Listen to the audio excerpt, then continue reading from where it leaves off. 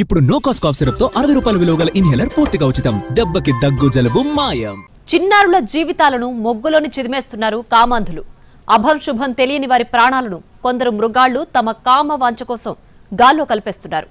ఇలాగే కామంతో కళ్ళు కప్పేసుకున్నారు.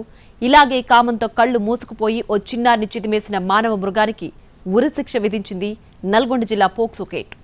మైనర్ బాలికపై అత్యాచారానికి పాల్పడి ఆ తర్వాత ఆమెను దారుణంగా హత్య చేసిన మానవ మృగానికి నల్గొండ జిల్లా పోక్సో కోర్టు ఉరిశిక్ష విధించింది.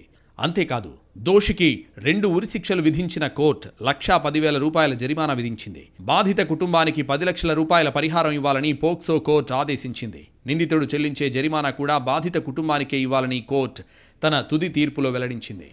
2013 ఏప్రిల్ 28న నల్గొండలోని మాన్యుంచల్కా హైదర్ ఖాన్ గూడలో దారుణ ఘటన జరిగింది. మహమ్మద్ ముక్రం అనే నీచుడు అదే ప్రాంతానికి చెందిన మైనర్ బాలిక ఇస్మత్ ఉన్నీసాపై అఘాయిత్యానికి పాల్పడ్డాడు. 6వ తరగతి చదువుతున్న 11 సంవత్సరాల ఇస్మత్ ఉన్నీసా వేసవి సెలవులు కావడంతో కుటుంబానికి చేదోడు వాదోడుగా ఉండేందుకు ఇంటింటికి తిరిగి టీ పొడి అమ్మేది. ఇందులో భాగంగా నిందితుడి ఇంటికి కూడా పలుమార్లు టీ పొడి ఇచ్చేందుకు వెళ్ళింది. దీంతో ఆమెపై కన్నేశాడు దుర్మార్గుడు మహమ్మద్ ముక్రం. మైనర్ బాలికను ఇంట్లోకి పిలిచి ఆమెపై అత్యాచారానికి పాల్పడ్డాడు. ఆ తర్వాత చున్నీతో ఉరివేసి చంపి మృతదేహాన్ని తన ఇంటికి సమీపంలో ఉన్న నాలాలో పడేశాడు. ఇంటి నుంచి సాయంత్రం టీ పొడి అమ్మడానికి వెళ్లిన ఇస్మత్ ఉన్నీసా రాత్రి అవుతున్న ఇంటికి రాకపోవడంతో స్నేహితుల ఇళ్లల్లో బంధువుల ఇళ్లల్లో వెతికి చూశారు కుటుంబ సభ్యులు. ఏప్రిల్ 28న రాత్రి నల్గొండ 1 టౌన్ పోలీసులకు ఫిర్యాదు చేశారు. కేసు నమోదు చేసుకుని దర్యాప్తు చేసిన పోలీసులు టీ పొడి అమ్మడానికి ఎవరెవరి ఇంటికి వెళ్ళిందో ఆరా తీశారు.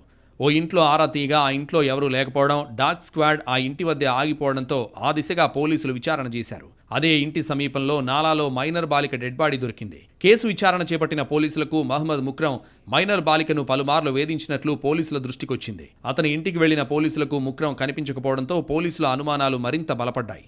దీంతో రంగంలోకి దిగిన ప్రత్యేక టీంలు మహమ్మద్ ముక్రంను అదుపులోకి తీసుకుని రిమాండ్కు తరలించారు. నిందితుడిపై 302, 201 ఐపీసీ సెక్షన్లతో పాటు పోక్సో చట్టం 2012లోని సెక్షన్ 6 కింద కేసు నమోదు చేశారు. ఈ కేసును విచారించిన కోర్టు మహమ్మద్ ముక్రం నేరం చేసినట్లు తేల్చింది. సంచలన తీర్పు వెలువరించింది. అత్యాచారం చేసినందుకు ఉరిశిక్ష, హత్య చేసినందుకు మరో ఉరిశిక్ష విధిస్తూ తీర్పిచ్చింది. కేసులో తీర్పు ఆలస్యం అయిందనే అభిప్రాయం వ్యక్తమవుతున్నా నిందితుడికి ఉరిశిక్ష విధించడం పట్ల సర్వత్రా హర్షం వ్యక్తమవుతోంది.